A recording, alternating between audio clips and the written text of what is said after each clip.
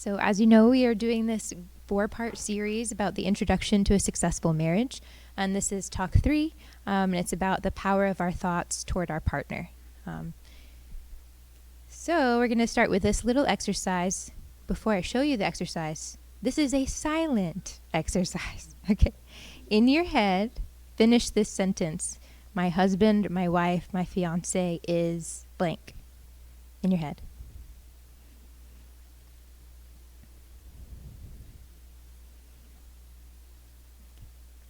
Now just take a little second to be honest with yourself about what the first thing you thought was, even if it was even if at first you shook off a thought, they're like, oh, that wasn't very nice.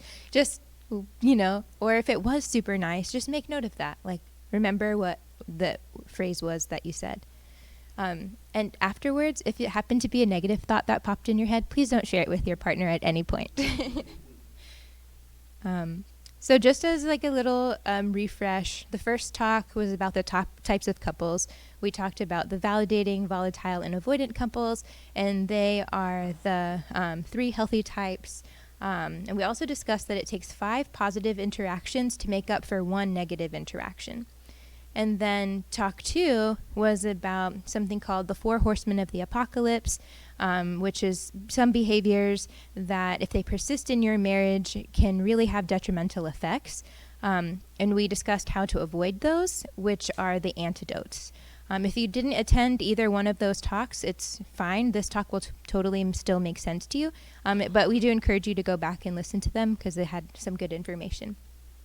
So today's talk, like I said, is about the power of our thoughts toward our partner. This does tie into talk 2, but it, like I said, will make sense. But if we allow the 4 horsemen of the apocalypse to really take over in our marriage, you'll see that it really does play into the kind of thoughts that you have, or that the thoughts that you have really play into the 4 horsemen. And so we'll learn about more of that in a second. So we're just going to start by talking about why our thoughts are important and why they're so powerful. So what you see on the screen here is called the cognitive triangle. And it's basically the basis of cognitive behavioral therapy, which is a very popular treatment. And you see that the 3 parts of the triangle have thoughts, behaviors, and feelings. They're all interconnected. And I'll give you an example, and you guys can engage with me. Let's say there's 2 people that are at a work party, and we can choose any names like Bill and Sue. Okay, so Bill walks into the party, and Sue sees him. They make eye contact, and Bill rolls his eyes and walks the other way. Okay, what is Sue thinking? Bill doesn't like me. Okay. If she thinks that, what is she going to do? How's she going to feel? Sad? Okay. And then what might she do? Avoid him. Okay. What are some other options of things Sue could have been thinking about? What did I do? Okay. What did I do? Then how's she going to feel? Okay. What might she do? Confront him. Great. Any other ideas? She might leave, yeah. What if she's like, oh, Bill, I can't stand that guy. And she feels anger. And then what if today she's feeling extra gutsy and she goes and confronts him, and they have this argument in the middle of the work party because she just can't take it anymore, this guy, Bill. Okay? And what if she thinks, oh, Bill must be having a really bad day. Then what does she feel? Sympathy. And what might she do? Yeah, are you okay? Check in. So from this one very small example, we can see the power of our thoughts. One small example, there were 4 or 5 different thoughts that we came up with that Sue could have, with which all were associated with a separate feeling, all associated with a different action. And so sometimes we don't recognize what we're thinking, but we can feel what we're feeling. And it's good in that moment to take a moment to check in with what you're thinking and see if there's any adjustment that needs to happen there. Okay? So this is the framework of this whole entire talk. Our thoughts matter, They're really connected to our feelings and influence our behaviors and the choices that we make. So the same the same applies in relationships. The thoughts that we think of our partner influence how we feel about them, and accordingly how we respond to them. So in this scenario, Bill comes home from work grouchy, and he starts yelling that the house is a mess. Okay, so now we have two different types of responses. A person named Betty, her husband comes home, acts this way. She chooses to think, boy, is he in a bad mood? This is really upsetting me. I hope he gets over it once he unwinds. I wonder what's going on at work that's making him so tense. Okay, so with these thoughts, what is Betty feeling?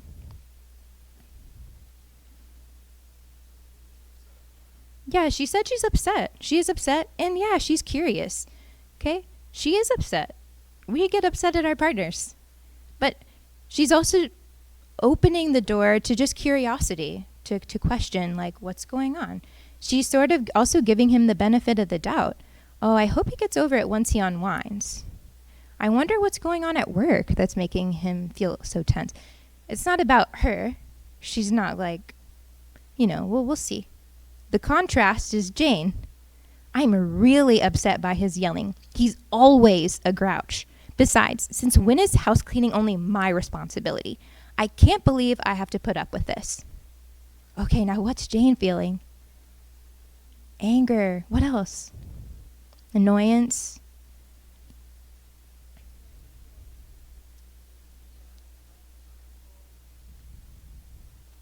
Yeah. She is really focused on herself. She's not even trying to give the guy a benefit of the doubt. She says, She's defensive. Yes, you can see that the four horsemen are very present here for the people who were at Talk 2. She says always. Like, is Bill probably always a grouch? Probably not. I'm sure he smiles occasionally, right? Always a grouch. And then she's talking about, like, why is cleaning my responsibility? This is his house too. She's very, like, working herself up. And that's the point. She is choosing distress-maintaining thoughts. I'm going to make myself feel worse about this by how much I put these negative thoughts into my head. She's obviously not aware that she's doing that, but that is what she's doing. And these are the two most common type of distress-maintaining thoughts. One, the innocent victimhood, which we saw in her example. And another example is, why is he always picking on me? I'm always the one that has to do all of the work around here. Nobody ever sees what I do. I'm always the one that has to apologize first. I'm always the one. You can see how it goes, right? It's just like, I'm so, woe is me, right? That's innocent victimhood. And we are all guilty of this, either in our relationships or in our jobs, any place, anytime it's possible. But this is just, like I said, a distress-maintaining thought. The reality is that emotions really last a second. But our thoughts can make our emotions continue because we add more and more and more fuel to the fire, and we continue to feel that emotion for longer and longer and longer. The second distress-maintaining thought that's most common is righteous indignation. I don't have to take this. I don't have to do this. This is wrong. He's supposed to die for me. Isn't that what the Bible says? He's supposed to die for me. And look at him, he's not dying. Okay, that's righteous indignation. I have the right to be upset. I have the right that I am being unjustly treated. So you can see like how very different, right? Betty's responses to Jane's response. But Besson pointed out a really great thing is that Betty was still upset. The person who responded well was still upset. Okay, so what should Betty do? Betty is practicing something called self-soothing. Okay? she's choosing self-soothing in the form of not perpetuating her negative thought, her upset feeling, because she immediately sort of cuts it off and focuses on compassion and gives her spouse the benefit of the doubt. But she's still upset, so maybe she needs a break at this point, okay? Like, she can just go, like, help herself feel better. And so that's where your self-soothing comes into play. Like they say that, like, proper self-soothing should take a break for at least 20 minutes. And this is really if, like, you feel like your partner's stonewalling from the previous talk. If you feel really disconnected, or there's been a really big argument, or your feelings are really, really hurt, to go give yourself an ample amount of time to recover emotionally, to give yourself the opportunity to cut off your innocent victimhood and righteous indignation thoughts, and you take some time to relax. They say it takes 20 minutes to fully relax. That's why this number's there. But obviously you might not have 20 minutes. Maybe you're in the car and you just, like, started yelling at each other in the car. Okay, well, take a deep breath. There's so many different options depending on where you are or what you're doing of how to soothe yourself. But the real main thing is that, is Bill in the place to comfort either Betty or Jane right now? No. They need to take care of themselves until he's in a better place. And so that's why it's self-soothing. Because a lot of us look to our partner and we're like, that wasn't nice, what you said. Like, why did you come in with that tone? Like, I get you're having a bad day, but, like, you're kind of, you made me feel bad. And like, you're, like, immediately start, like, asking for your partner to comfort you and to soothe you. But they're not able to right now. They're not doing well. So you have to soothe yourself. So and it just depends on, like, who you are and what you like. Pick whatever you like and the time that's available to relax. So deep breathing, that's one of my favorites. People like to exercise. People love to take a bath. People listen to positive music. Emphasis on positive. Okay, this is not the time to go listen to your favorite song that really validates all of your sad, negative feelings. We're listening to positive music because you're trying to soothe yourself. Okay? And so, but I will say that all of this means nothing if you're not able to, like, connect with God, right? So take a deep breath, get into a calm, emotional place, and then reach out to God, who's, like, the ultimate soother. He's the comforter, right? The Holy Spirit is the comforter. Connect. Tell him everything that's going on. This guy just did this, and this is, like, the 10th time this week he did that. What do I do? You know, that's okay. God's okay with that. Something I heard about the Psalms once that was so beautiful is that the Psalms give us permission to beat on God's chest. Because King David, I mean, he tells God everything he's feeling, you know? And you could see in one Psalm he's, like, furious and hurt and revengeful, and then suddenly he's calm. And he found this self-soothing, he found the comfort of God. And that's what prayer does. So it's both. Okay. So I think now we've established how powerful thoughts are, right? But now, like, how do you know what your thoughts are?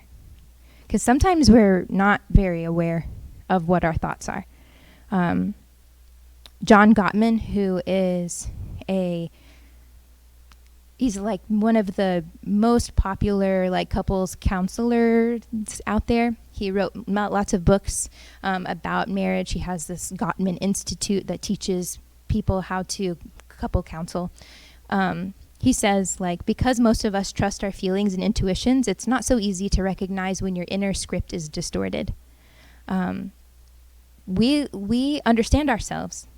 We understand why we think what we're thinking, and we usually think, like, we have every right to be thinking that because we understand our story.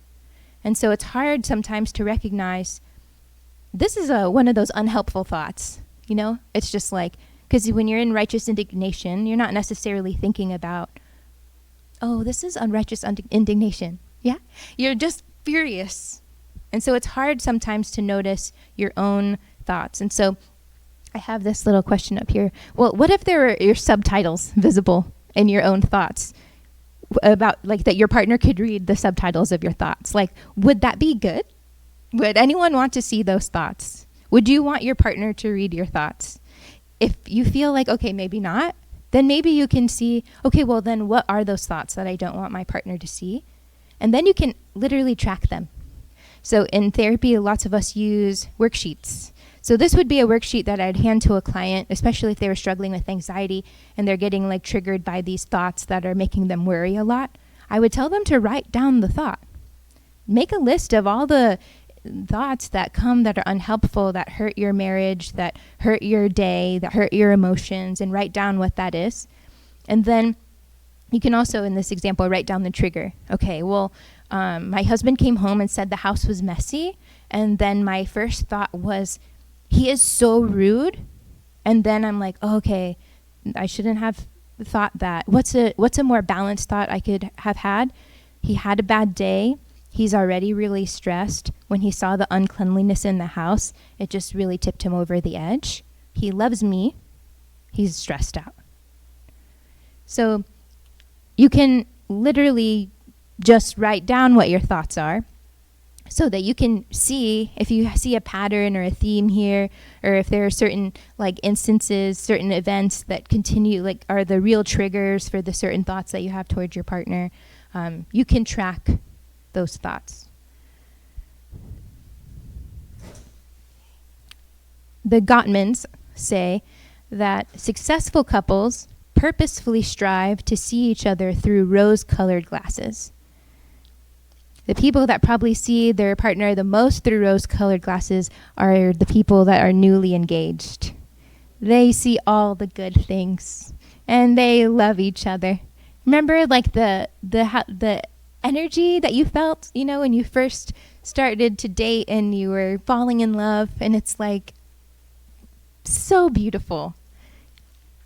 That's actually encouraged to continue through marriage, but of course it's hard because now you're in the day-to-day and you have your own struggles and your own stuff, and then you have conflict. But this is the goal, to continue to build on each other, on your relationship, to where you still see each other through rose-colored glasses. But that's hard sometimes for people, right? And so if that is hard, at least too hard right now, here are some other thoughts that can help you to kind of get closer to that. One, you can pray that God can help you see the world through your partner's eyes. So like, let's say Bill really does get stressed out if the house is unclean, and like he actually really can't handle it. Like, well, what if that was you? What if you were the kind of person who can't handle if this house is unclean? How would you want your partner to respond to you? Would you want them to be like, oh my gosh, you have too many needs? Or would you want them to just try and help clean the house, knowing that no one's going to be perfect? Bless you. But the point is that sometimes we have a lot of compassion for ourselves, and our partners need that same compassion. Another thought could be to think of how long it takes for you to improve something about one of your weaknesses. So we are all aware of things we want to work on, right? And we try really hard to work on it. And then we know how much effort we're putting into it, and we know how many times we try to improve on that thing, and how many times we fail. We can feel and sense the small gradual changes we're making towards improving there. But nobody else really understands that except you, because it's a real internal struggle that you have. The same is applying to your partner. So if you keep telling your partner, I really want you to be more gentle in how you communicate. Okay, well, imagine you had a temper and you're trying to work on becoming more gentle. It's not going to happen overnight. It's a gradual, slow progression. And so instead of focusing on, look how many times I asked her to keep the house clean, to focus on, she's really trying. She's doing her best. And just like I try, she's trying too. And then I kind of tied that in already to the third bullet. And then the last one is to consider that your partner was never supposed to fulfill all of your emotional needs. We put a lot of pressure on our partner to meet all the holes and everything in our life and from our past and our hopes and dreams and expectations. Anytime we're feeling bad about ourselves, we want our partner to lift us up and just tell us everything's great and we're perfect and they love us. And that's not their job. That's God's job. So I know these are a lot of different kind of thoughts, but they're all more helpful thoughts that can help you to have a little bit more compassion towards your partner. So you might have more peaceful thoughts, right? And then actually feel more peaceful and then maybe relate to them more peacefully, because we talked about how these thoughts, feelings, and behaviors are related. And then hopefully you're able to replace, after you track and identify the unhelpful thoughts that you have, you can try, like I kind of hinted at earlier, to replace the unhelpful thoughts with helpful thoughts. Like maybe like these, but also like, okay, what do you like about your partner? What are they doing well?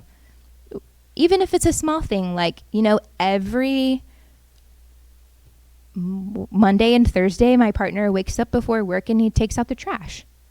Okay, yeah, it's trash. It needs to be done. But that's still a service. They're still responsible, doing something for your family that you don't have to do yourself. Because if you had to do it yourself, you probably would be really upset that you were also doing it yourself, right? So it's a good thing that your partner helps. And on the note that considering that your partner was never supposed to fulfill all your emotional needs, I found this really beautiful quote in something called Every Moment Holy, which happens to be on Instagram. In this shared and sacramental life, let me never burden my spouse with the expectation that they must somehow fulfill those deepest God-shaped longings of my soul, which are only met in you, God. Rather, teach me to consider what I might give instead of lamenting what I do not receive.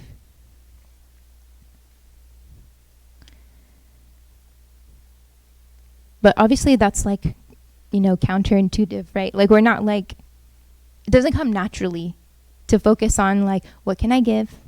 And to focus on what your partner is giving, like in a positive way. It's hard. This whole thing is hard. It's all hard to identify your thoughts, to track your thoughts, to replace your thoughts, but it's very powerful. And it's really actually God who sets the example for us.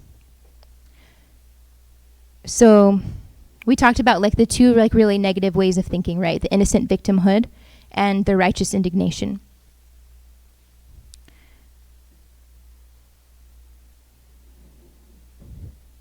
Jesus set an example for us to, instead of focusing on all the ways that people around us have failed us or all that we deserve, he asked us to go with him the way of the cross, which is contra mundum, against the world. The world right now, like especially here, this Western culture, right, it's all about equality, and we all should have a say, and it all should be an equal say, and that's true. We all should have a say. We all should matter. We all matter. But sometimes, instead of focusing on my rights and what I deserve to in my life or how I deserve to be treated, you can choose the way of more of self-denial, which ultimately serves the life of the relationship. So in that moment, like let's say when Bill first comes into the house, Jane was like so focused on herself, right? Like we said before. I don't deserve this. I deserve better. All the things that she said. But Betty chose not to look at herself, but to look at her partner and what her partner needed.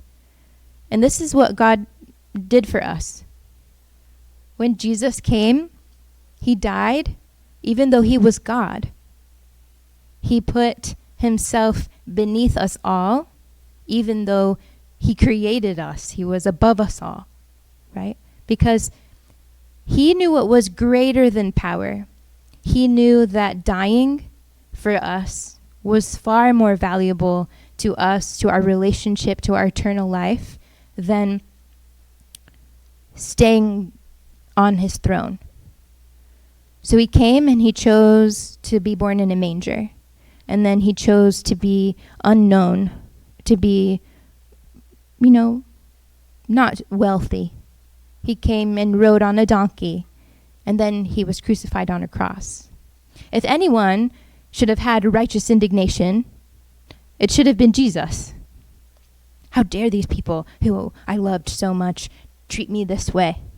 But instead, he died on the cross, and he said, "Forgive them, for they don't know what they do." And in these moments where we are presented with the opportunity to have righteous indignation thoughts or to have peaceful, helpful thoughts, every time that we choose the let's have peaceful, helpful thoughts route, we're sort of like dying with Christ, because we're not obsessed with our rights and what we deserve, but we're focused on peace and on unity, on love. So there's some deeper, more important goals to always keep in mind than whether or not in that moment you are being treated like the king or queen that you should be treated as. But you're focused on peace, on unity, on your own salvation, and on your spiritual growth. He says to learn from me, for I am gentle and lowly in heart, and you will find rest for your souls. It doesn't make sense though, right? Like it's really hard to do because it just doesn't make sense. But it doesn't have to. He set the example, and he's like just saying to just trust him. He had all the reason to be he's the most powerful, all-knowing, everything. But he chose to be gentle and lowly to give us rest. And he's saying, follow me. Follow my example and do the same thing. Later on, after this moment of contention has passed, maybe you guys can talk through it, and you can share your heart and be vulnerable with each other and talk it out. But right now in this moment, you don't have to win. You don't have to be right. You don't have to be understood. Just die a little bit. Be gentle, be lowly, for the sake of peace.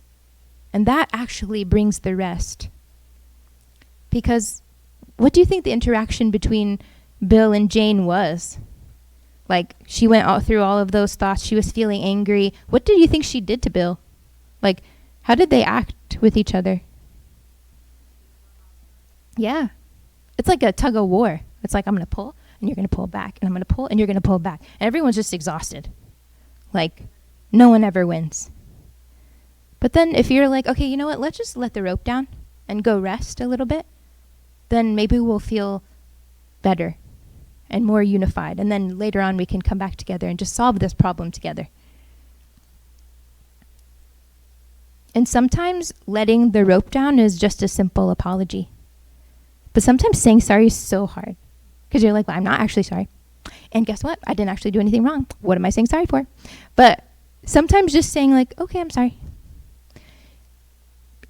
They can't say anything back. It's just what are you going to say back after somebody says sorry? You're okay, good. And it's over. Conversation ends. It falls flat. But if you keep tugging more, you just get more and more and more upset. And another verse that shows how Christ does that for us is Luke 6:35. Love your enemies, do good, and lend, hoping for nothing in return. And your reward will be great, and you will be sons of the Most High, for he is kind to the unthankful and evil. Therefore be merciful, just as your Father also is merciful. So he's laid it out for us. He's told us what to do. It's just super hard to do if we're focused on ourselves doing it. But Christ will do it for us. So we just say, this is my goal. I wish that I could be as lowly, as gentle as you. So you do it for me. Do it through me. But God does not let the sun shine on only the people who woke up and did their matins and their morning prayers that day. The sun shines on all of us. He does such good things for people who never come back and say thank you, like the example of healing the 10 lepers. And only one leper came back to say thank you, but he still healed all 10. God is not looking for the attaboy or the thank you or the good job. I'm sure it was nice and he appreciates it, but God's love is so much bigger than that and so much more complete than that because he knows who he is. He is God. And so he has an endless amount of love for us. And it doesn't matter what we do, he continues to give it to us. And so the same is for, like, in marriage. It doesn't matter what your spouse is doing. You can choose to die. And sometimes not sometimes, God doesn't, like, miss that. He doesn't ignore that. You might not see, like, the results right away by doing that. You might feel like nothing's working or nothing's changing in your relationship and you're just now a doormat. But that's not true. It's like a modern day martyrdom, you know. There's blessing in obeying Christ. He does not miss it at all. And he always blesses in his own way. But let's say, like, you're hearing this and you're like, yeah, well, I'm always the one that apologizes. I really don't care too much for this talk. If you're too weary, like, I really do understand how hard and weary that it can be. I've worked with so many couples and so many clients and so many people who just feel like they're just trying their best and nothing makes a difference. But it does. I've met couples before who have tried this, and it does take a long time, like months of, like, trying to do this, but it always makes a difference. Even if, let's say, the partner doesn't actually change that much, they change. And their, like, relationship with God is, like, so beautiful and so strong that it's like, you know, when the saints say that they, like, start to pray for suffering because it, like, really helps them stay really close to God. I've seen this happen in couples that they're just, like, actually, like, Father Kyrillos Ibrahim in some of his talks when he talks about, like, Tant Samira. I don't know if you've heard of his talks before, but her marriage was like that. Like, it wasn't great. They didn't have a great relationship, but she served him with her whole heart and then poured it all into her relationship with God, and God blessed her so much. She started seeing Baba Kyrillos. Like, she had a really strong relationship. And there's other couples who do this and the husband changes. So I'm not, like, sitting here guaranteeing, like, if you just die to yourself and you take the high road and you apologize, that your relationship's really going to grow and be the best. It can be. I have seen it with my own eyes. I've seen a couple before who really had, like, really terrible thoughts towards each other. I think they called each other the devil. Like, it was bad. Like, the highest extreme of bad thoughts you could have. And you would think, like, okay, there's really no coming back from that. Like, we talked about the 4 horsemen and contempt and criticism, stonewalling. It was all there. And as a couples counselor, and you know the textbook, you know what it says, you're like, I'm so sorry, you know. But one of the partners tried this first, and it happened to be the wife then, but I'm sure there's tons of husbands who have done it too. And she was like, oh, it's not working. We're playing tug of war a lot, and we're not, like, going anywhere. So I'm just going to stop tugging. And nothing changed for a little while, but months of her doing that, like I said before, when you say sorry, there's really nothing to retort back. And so the conflict lessened simply because they weren't happening anymore. And then it became like just one good step in the next direction, just one. But it made a difference. They stopped fighting for a little bit, time enough to calm down, to start reevaluating, to share positive memories and experiences, and to pray together, and to open the door to just like breathe again. And then they're much better. So it really can go either way. But I've seen both, or I've at least heard of both, that going the way of the cross is never unrewarded. But like I said, it might not be rewarded in the fact that you have a very happy marriage. I really hope that. But even if, that isn't the case, the reward is always still so great that it's still worth doing that. Because he says to take up your cross and follow me. And so you can literally stand up and say, okay, I'm doing that. I'm trying to do that at least. And it's very hard, but I'm trying. And like I said, he never misses that. Luke 6:38 says, "Give, and it will be given to you. Good measure, pressed down, shaken together, and running over will be put into your bosom. For with the same measure that you use, it will be measured back to you." I mean, look how much he describes all the stuff that you're going to get. Good measure, pressed down, shaken together. When you're baking and you're really trying, it's you need the packed flour, you get all the pieces in there, you press it down, shake it. It's like running over, Mira, you're a baker. So it's I'm going to fill this reward all to the max. That's what God is promising us. Like I said, it might not be in your marriage or in the next year, or in the next month, but the reward is guaranteed.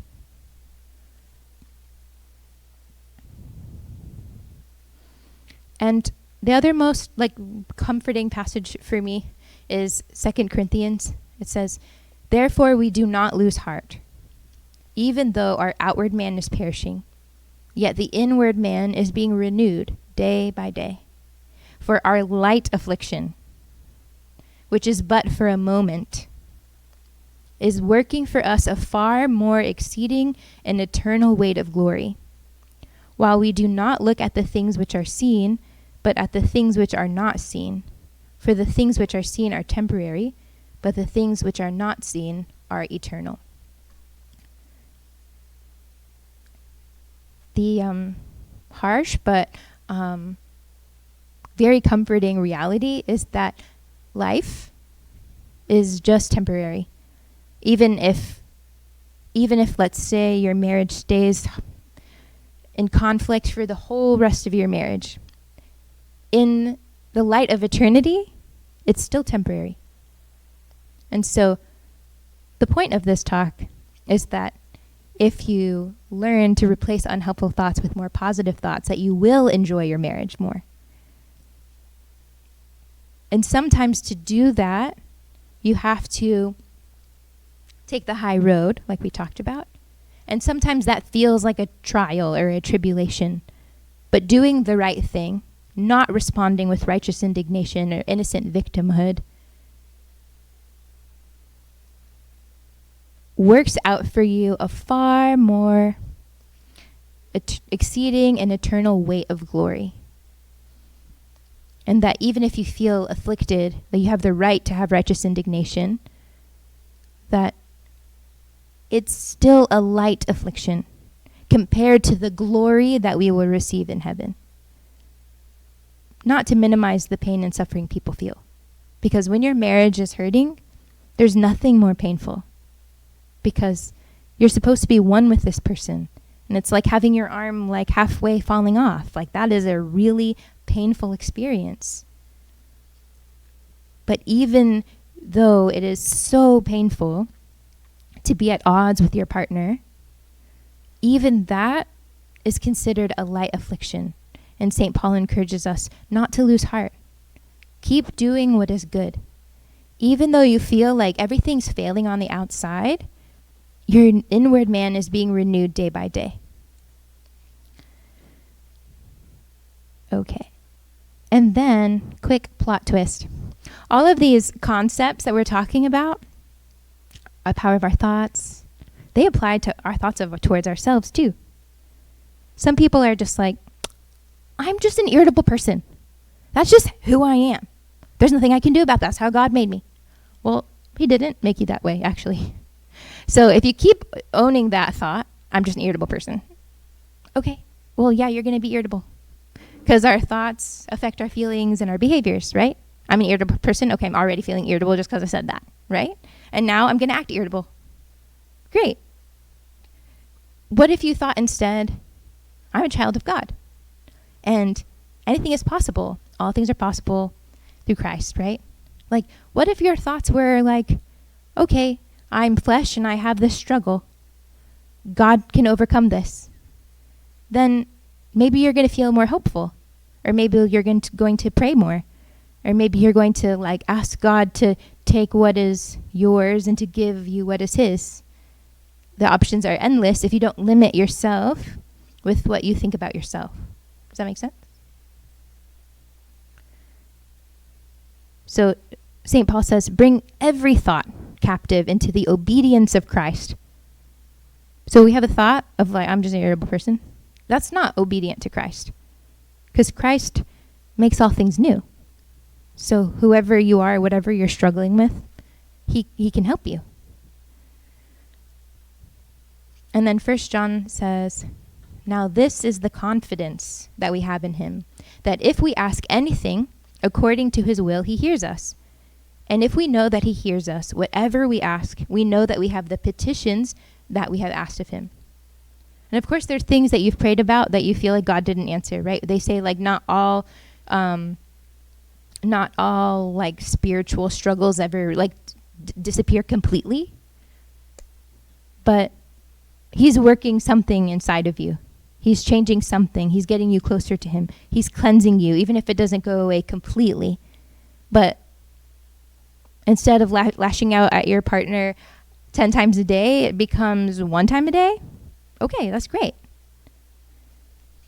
But this is like a guarantee that if we approach God confidently, asking for him to change us or asking for him to make us new, that he wants to work with us on that and to change us. So we don't have to adopt a thought that we have a quality that is ungodly and that's just the way that we are, and our partner needs to accept us, because that's what marriage is all about.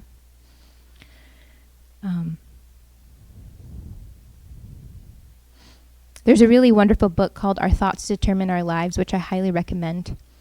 Elder Thaddeus of Vitivnica is the person that, like, basically all of the book is written about, or quotes that he had said. And he said, our life depends on the kind of thoughts we nurture. If our thoughts are peaceful, calm, meek, and kind, then that is what our life is like.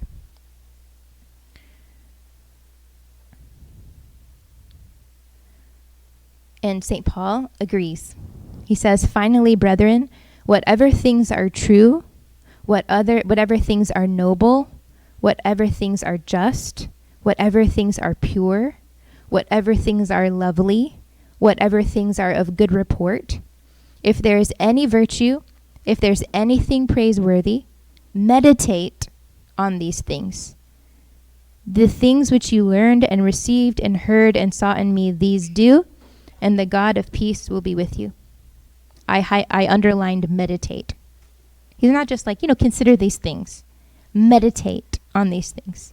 Because so much of our time, like we saw, the righteous indignation thought, or Jane's response, she's meditating on all the things she doesn't like about her partner and all the ways he fails her. That's what she's meditating on.